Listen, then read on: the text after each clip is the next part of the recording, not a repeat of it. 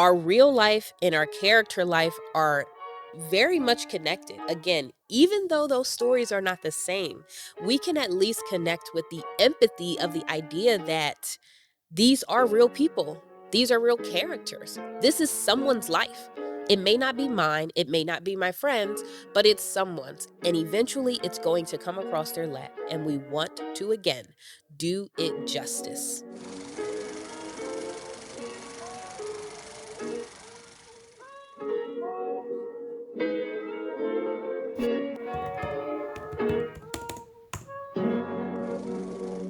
Welcome, welcome, welcome, beautiful people, to Becoming the Part.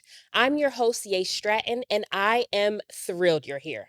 This is a brand new podcast, and our mission here at Becoming the Part is simple: to prove that anyone, and I do mean anyone, can act.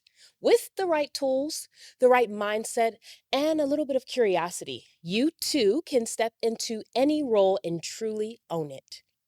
Each week, we'll dive into practical, actionable insights, drawing from the everyday moments of our lives to unlock the secrets of compelling performance.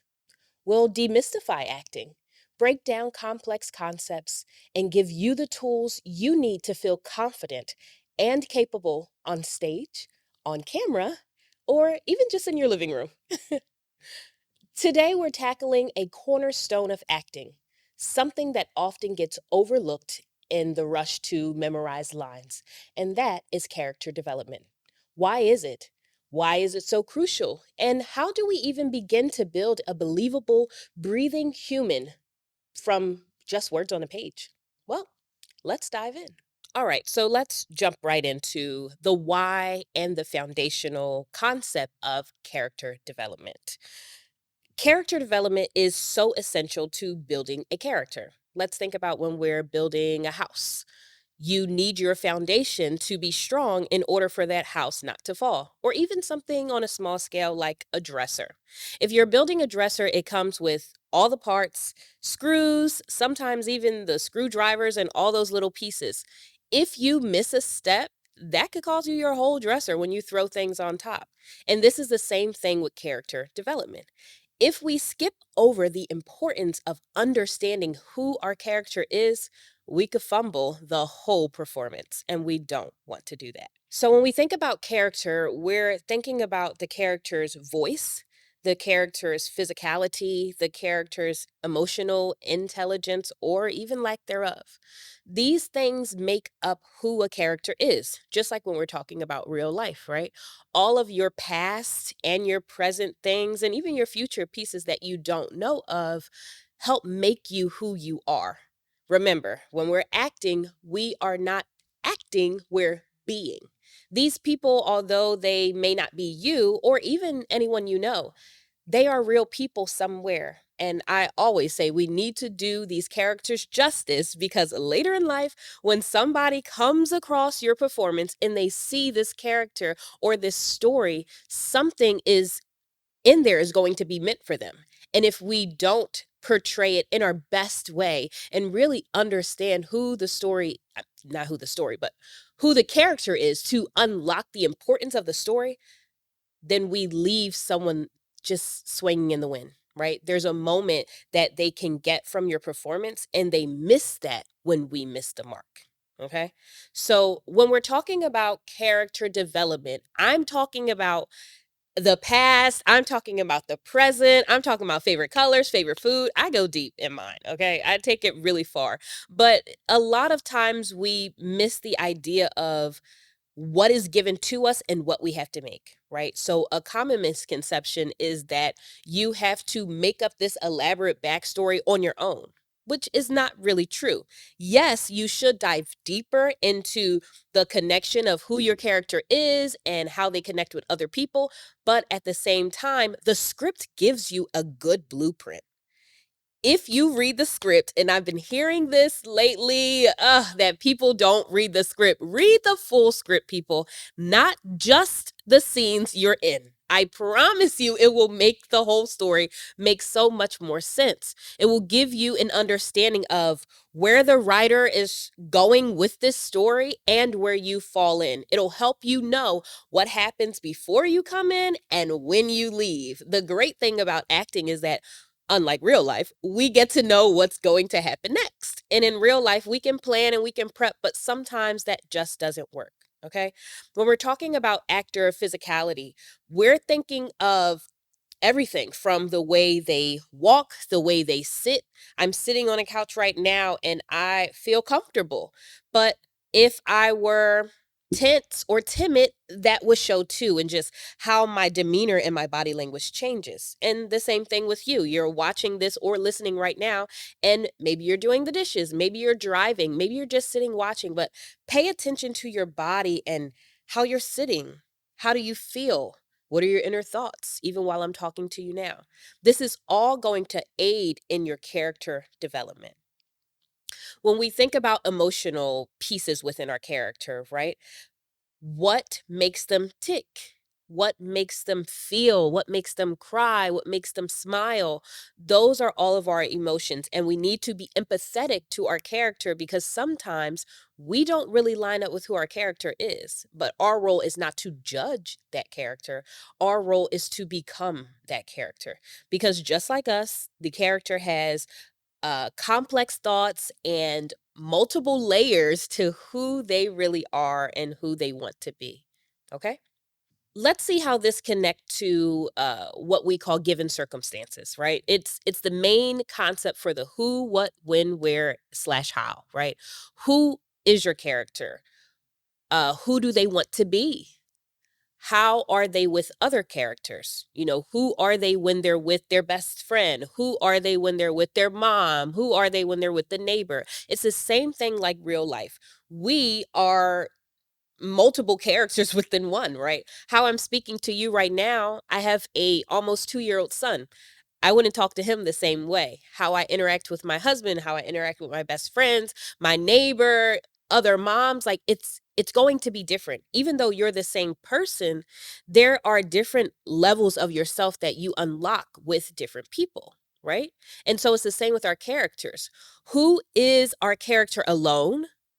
When it's just them in a room and no one's watching, even though the cameras are always watching, but when no one's watching, and who are they when they're with another character within the piece, right? When we talk about what are they trying to get? What is their why? What is their motive? What are they trying to do? Or what are they doing? And it could be as simple as literally the physicality of what they are doing, because what you're doing changes how you interact as well. Me sitting here comfortably talking to you is one thing, but if I was doing the dishes, half of my focus is split. So that also takes away how you're interacting with people and how your character would interact with people. So we're talking about who, we talked about what and where. Where are you? What time of day is it? What season? Are you inside? Are you outside? Is it early in the morning? Are you an early bird? Are you a night owl? All of those things play into the role of really understanding who your character is. When is it? Is it in the past? Are we in the 1700s? Are we in 2065? Are we right now? That changes as well because your environment around you changes your perspective of how you represent yourself within your character. And the same thing in life now. I'm sure you can look around and say, how I mentioned before, if you're driving and you're just listening to this, how are you in your car right now? Where are you? You're in your car. You're driving on the road. Maybe you're going somewhere. Maybe you're coming from somewhere. That changes if you've had a long day and you're coming from work versus if you're going out to an event that you've been really looking forward to, right? That car ride is very different based off of those environmental things all around you. And when we talk about why, I like to think of this like the toddler who needs all the questions, right? As an actor, you always want to ask why. Why is your biggest thing. And you'll hear it a lot. Probably on set, maybe with the director, maybe as people are diving deeper into how you're bringing your character to life with that backstory. But why? Why does why does your character feel the way they feel? Why did they do that the way they did it? Why? Why is a big question. And I think that for us, or at least I know for myself, I'm at a standpoint when um in my life I'm trying to, I won't say try, but trying to figure out why, right? I'm working to what my why is. Why do you do the things you do? Why do you love acting? Why did you start? Those are things you have to keep in your mind. Why?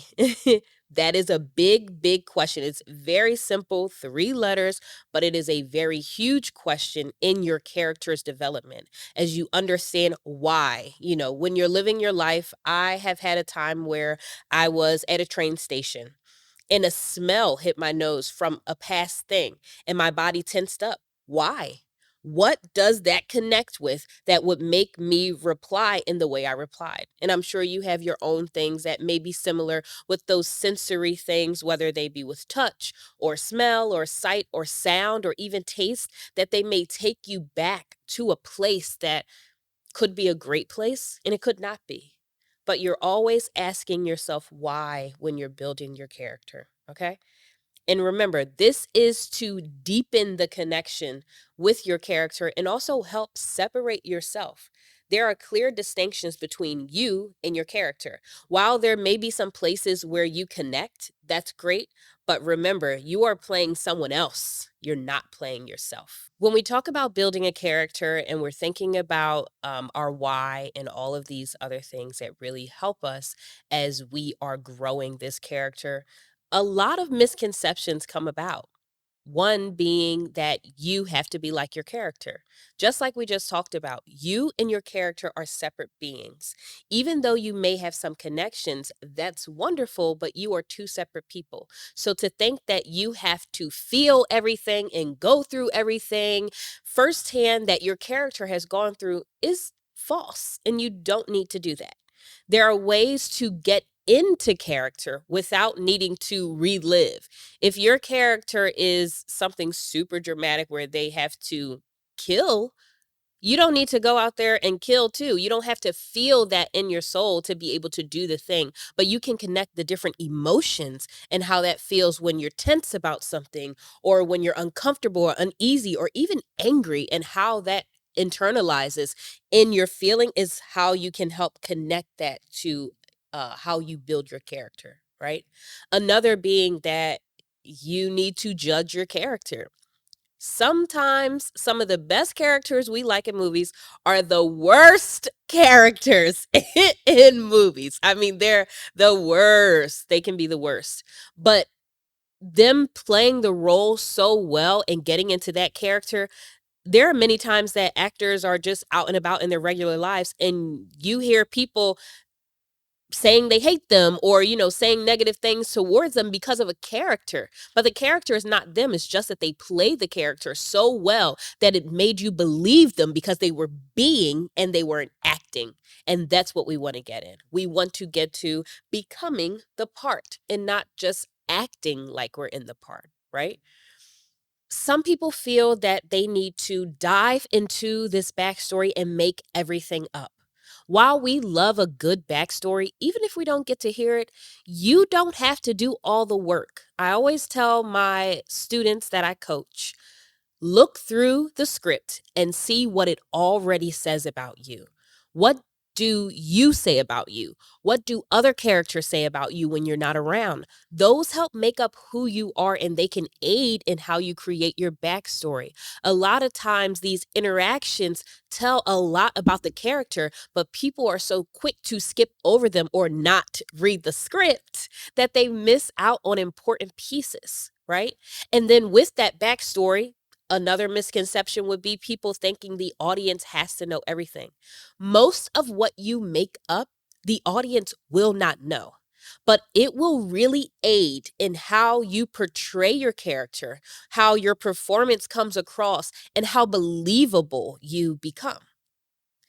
It allows you to move in motion when you forget your lines or when you are put in a different circumstance. It allows you to improv because you know the type of character that you're playing, so you know how they may respond, even if those words aren't written. For those of you who do theater, when you're on stage, you know that when that curtain goes up or open or whatever, when the lights go up, that's it. If you mess up, that you have to save yourself. And the only way that you can do that in the most effective way would be within your character development. So that when it comes to improving, you're still in character. You're not breaking character trying to find the lines that you lost, and you're not throwing off your other actor counterparts while you're on stage. You don't need to be saved because you can save yourself, and you all can work together to get back to the point that you need to be within that script. But also, when you're on stage, whatever story that needs to be told is the one that will be told. So always keep that in mind too. When we're thinking about misconceptions, we're coming to, it's not the last one, but it's the last one I'll go over right now. And that is assuming that your character only has one motivation. That's to think that in real life, we only have one goal when we have multiple goals. You know, your character, again, is multi-layered, multi-dimensional, just like you, even if they are not just like you. The same rule applies. I can want a sandwich and a juice at the same time. I don't have to just eat the sandwich and have nothing to drink after, right? So it's the same thing when you're thinking about motivations and you're thinking of your why. It doesn't have to be one thing. It may be multiple things. It may only be two, but allowing yourself to evolve and grow that character through your rehearsals, through your work, through your scene analysis, and all of those things will aid in how you build this character up. You can have more than one thing at once. You can feel more than one way at once. You can have more than one why. You are more than one version of yourself all at the same time. And I want you to keep that in mind when you're thinking about acting and when you're playing these characters. So let's do a little exercise. Let's think about someone you know, someone you're intimate with, a friend, a neighbor, a parent, whomever. Choose whoever you want to choose. Now, as you're thinking about that person, I want you to visualize them. Visualize how they walk. Visualize how they move their body, how they move their face. Hear the sound of their voice. What do you think motivates them? What do you think their deepest fears are? How would you make those things up versus how would you make up those things based off of your interactions with this person? That's how we think about character work. There will always be a different view of yourself from someone else's perspective. And that is a point that I talked about when I say looking through that script and seeing what other people are saying about you and how you're interacting with people, because that changes things, right? So how you think about yourself and how your neighbor thinks of you is different. How your kids think of you is different. How your best friend thinks of you is different. Your siblings, your parents, they came into your life at different points, and their perspective will always be only through their eyes. So as we play these characters and as we're able to step into acting, the great thing about it is that we can see from other perspectives, something we can't always do in real life. So take that. While we're talking about the foundation of character development and the importance of it, and also how to dive deeper into it, let's also think about some practical tools. Again, we reiterate, the script is your guideline. Let it guide you. It's the blueprint. It's the blueprint for your character. It's the blueprint for your story. Remember, we're not just playing people, we're also telling stories. And within that story, you have to read it. You have to know it. You have to understand it. In a later episode, we'll talk about memorizing and how to really work through that script. But know that at least reading it more than once will aid in how you build that character, right? Backstory. Backstory is super important. We've already talked about how our past and our present makes us who we are, and it's the same for a character. The difference in when you're acting in a script, you do know at least what happens after, for the most part, to your character because you're able to read through a script.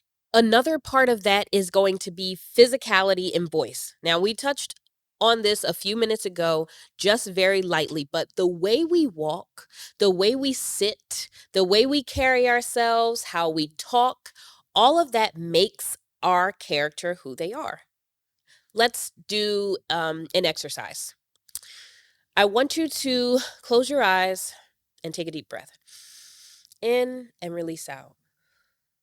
And take one more deep breath and release. I want you to, if you're able, whether you can stand or sit, I want you to stand like someone who is confident, who is wealthy, and who has all the connections at their fingertips. Pay attention to what your body is doing. Did you cross your hands in front of you? Did you lift your chin? Did you throw your shoulders back to straighten your posture? All of those small details make up who your character is. And without any backstory, we all can visualize at least our perspective of what we think that looks like. Now I want you to try another character.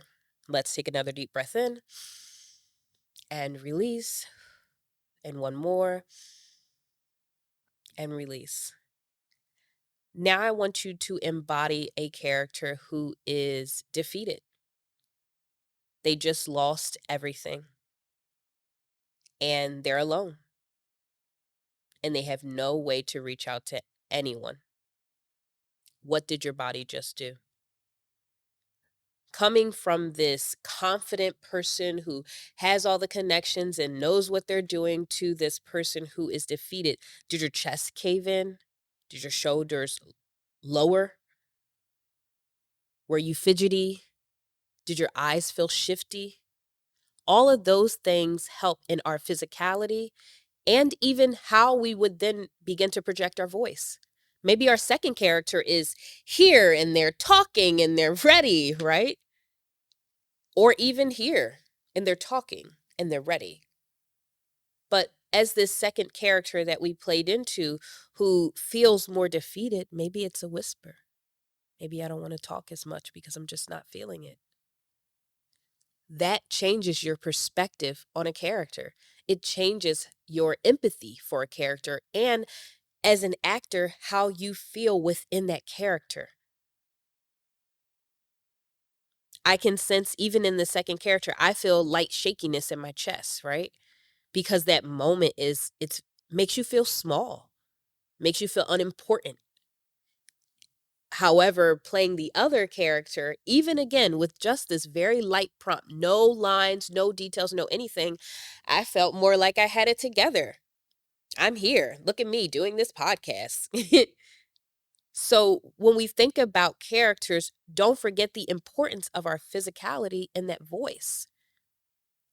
They are going to drive how you portray yourself to other characters or to other people. And the same thing in real life. I know for me, if my hair is not done, I feel a mess. If my clothes are not clean, like who wants to do anything? When you're just lounging around in the house in a bonnet or whatever it is, you're just, for me, I'm just like, blah, blah, blah. That's how I feel. And that shows in my body language and how I move around the house. And when I'm together and ready and I'm dressed and I'm ready to go and I'm coming to do this podcast and I'm getting excited, that changes in my demeanor once that switch happens. And it's the same in our characters.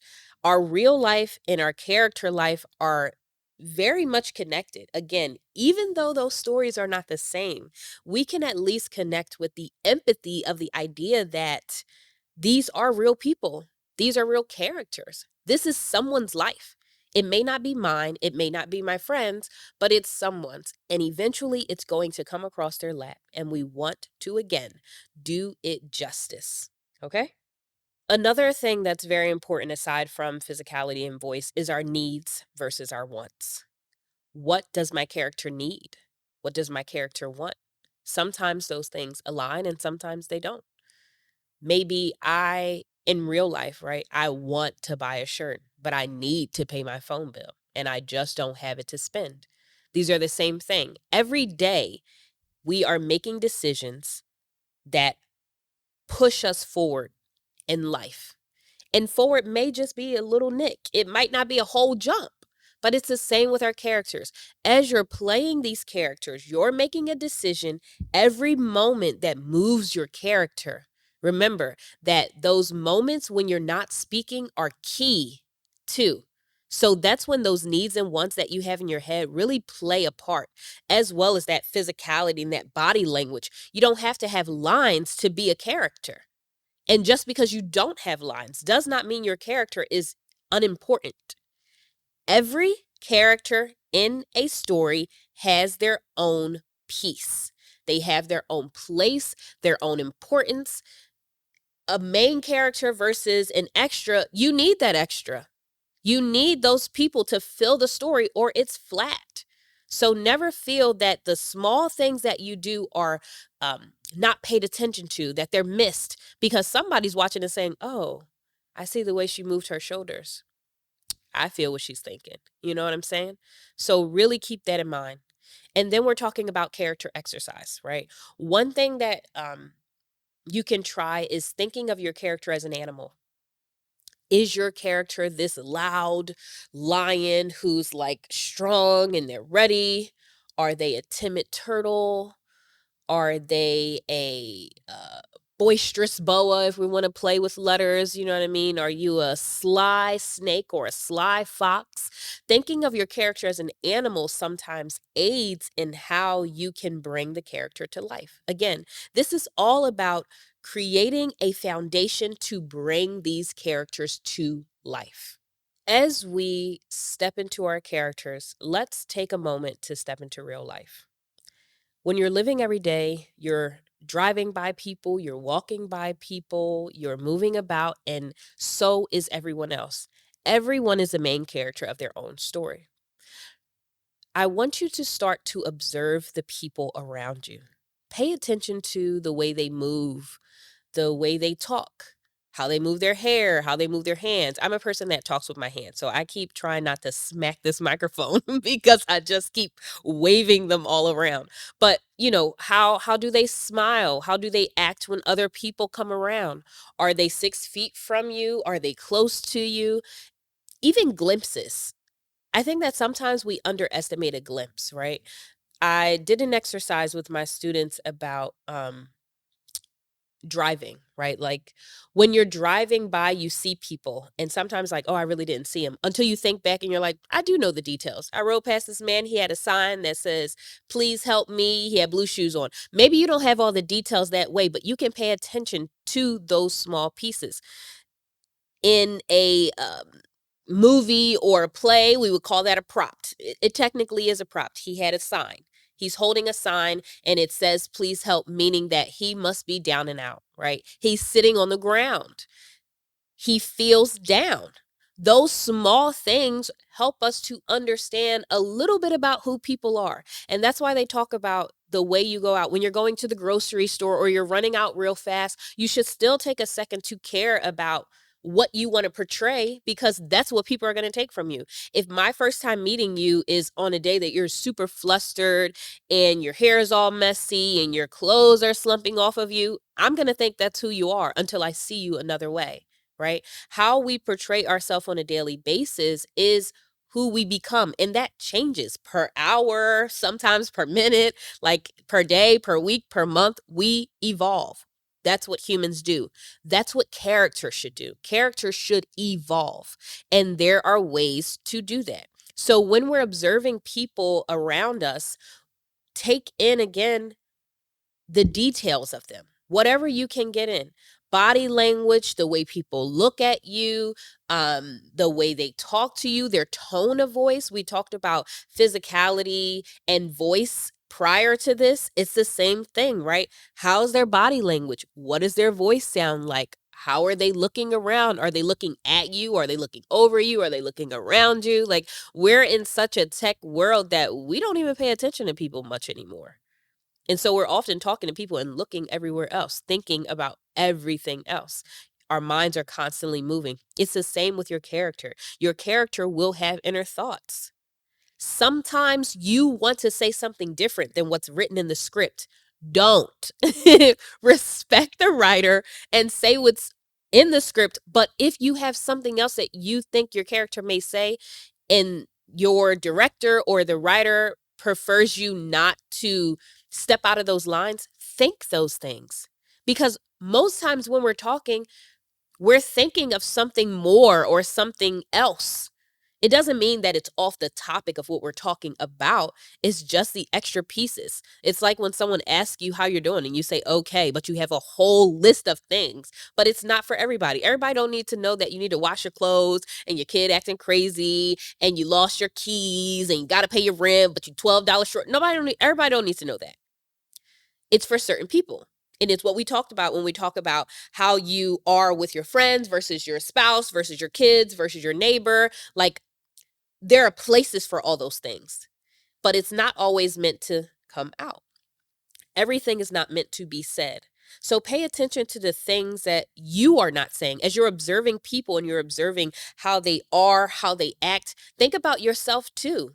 What are you doing? How are you feeling internally? What are the things that you said and that you didn't say? How did you finish the conversation in your head versus what you decided to say?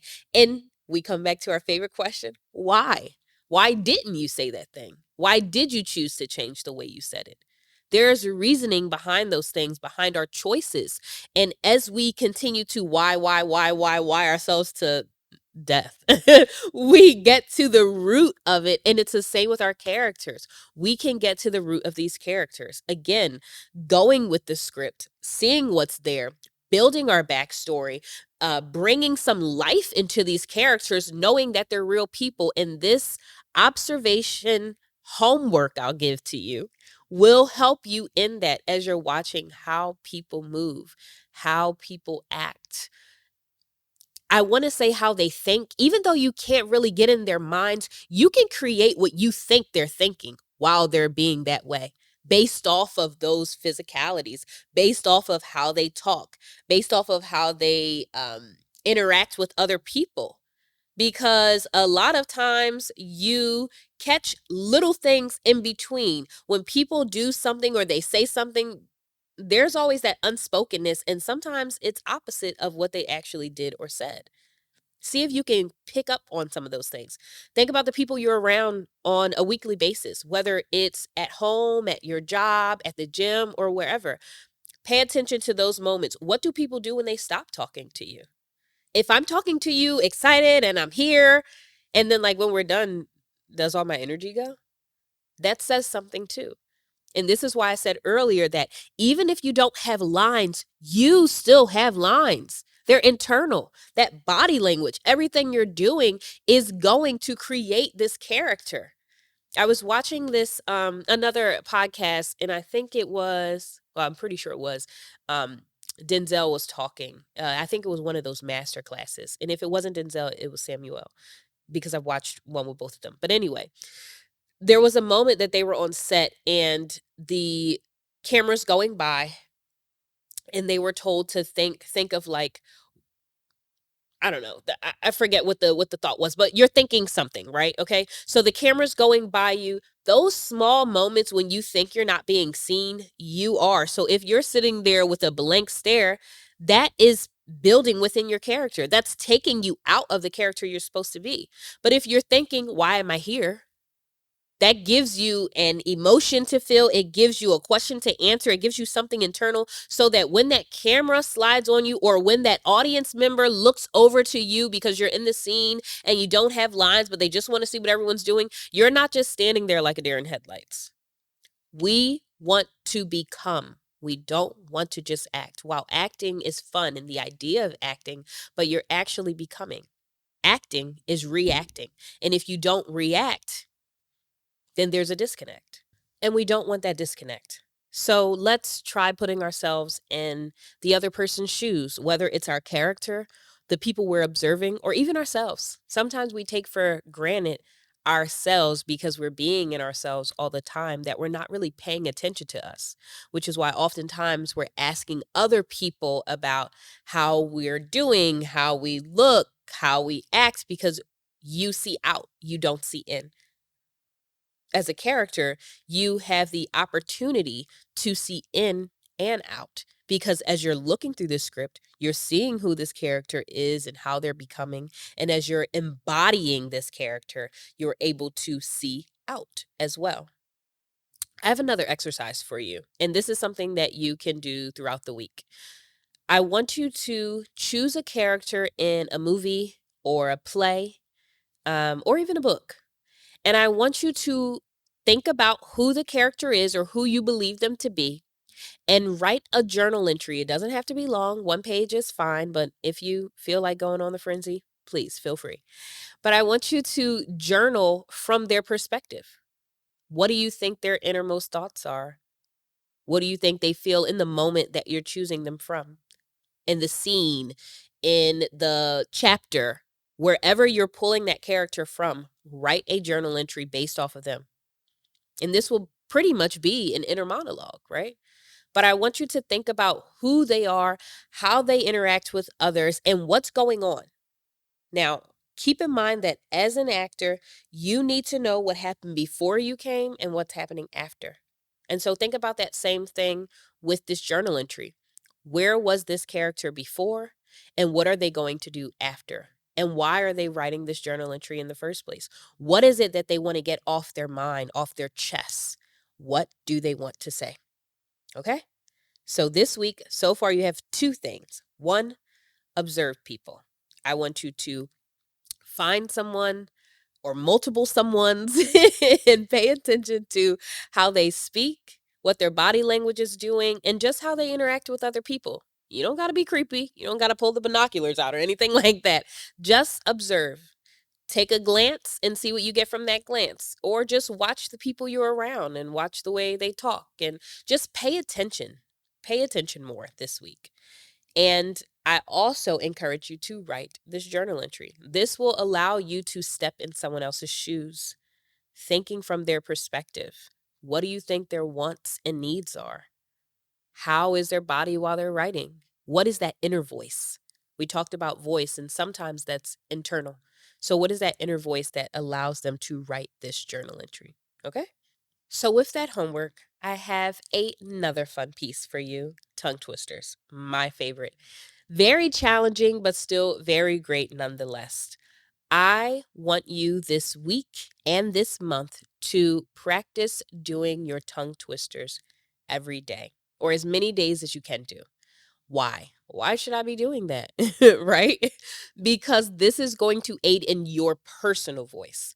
The warm-ups are very important for the body and the voice, and the body and the voice are an actor's most valuable assets, right? If you're telling this great story, or even as singers, songwriters, poets, even if you wrote this wonderful thing or you're reciting this wonderful thing, it really helps if people can actually hear you. I have a friend who does rap, and I often used to tell him he had a little lisp, and I used to tell him all the time, "What are you saying? Slow down. You wrote all these wonderful lyrics so that people can hear them, and we can't understand what you're saying. So take your time, practice these tongue twisters, do your vocal warm ups, and relax your body." So, some of the things we can do when we're preparing our body is breathing, which we practiced earlier, taking deep breaths in and out. We want to relax our shoulders. I do a warm up with my students where we're rolling our shoulders back and we're rolling them forward and we're stretching our neck around, and we're holding on to those places where we feel some of that aching, and we are just loosening the body. Another piece I do when I'm doing plays, mostly when I'm doing plays, it's like the shakedown where you do like 5 4 3 2 1, 5 4 3 2 1, 5 4 3 2 1, 5 4 3 2 1, and you keep counting down until you're down to one to just shake. When you're a kid, I call it shake the wiggles out. But, just get that energy in there and shake that negativity out. And then when we're transitioning, into our tongue twisters, there are so many to choose from. Now, I do a 30-day tongue twister challenge on my Instagram page. So if you follow me at It's Yay Stratton, you'll find those. but one we'll do today, well, we'll do two. One we'll do today is red leather, yellow leather, okay? So repeat after me: red leather, yellow leather. Red leather, yellow leather. Red leather, yellow leather. Now see if you can say them 3 times back to back, articulating and taking your time, okay? I'll go first. Red leather, yellow leather. Red leather, yellow leather. Red leather, yellow leather. Now you try.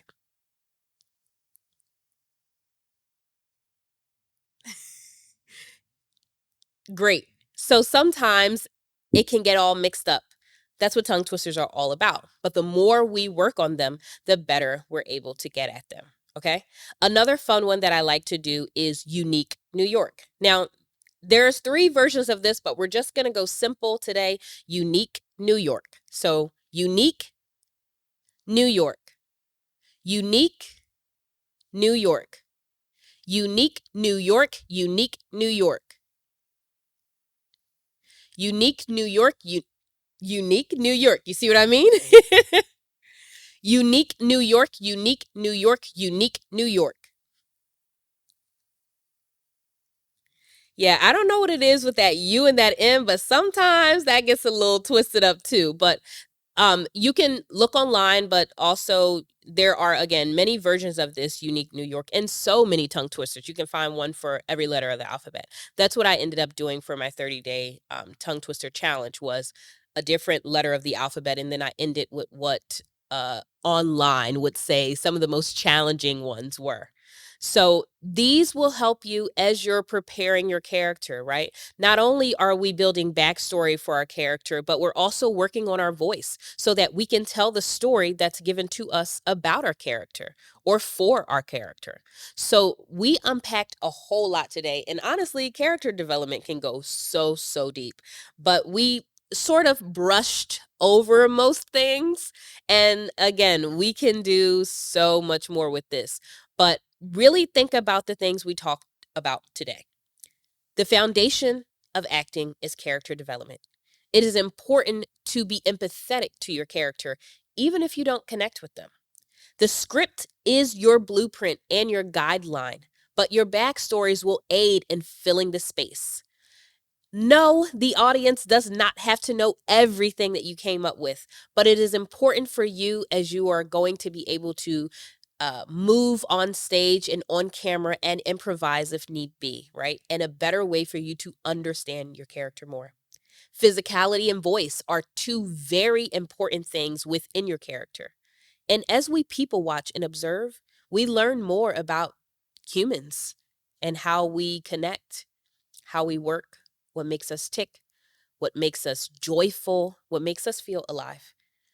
Think about yourself internally every day and how you show up in your character. And pay attention to the ways you switch when you're with different people. Okay? Remember, you can act with the right tools every day. And you're doing it right now. I'd love to hear your observations and your tongue twister triumphs. Connect with us on social media at Becoming the Part on Instagram and TikTok. Use the hashtag Becoming the Part to share your journey. And if you love this episode, please leave us a rating and review on your favorite podcast platform. It helps us reach more aspiring actors just like you. Thank you so much for joining me on my very first episode of Becoming the Part podcast. And remember, you already have the tools within you. So go out there and start becoming the part. See you next time. Bye.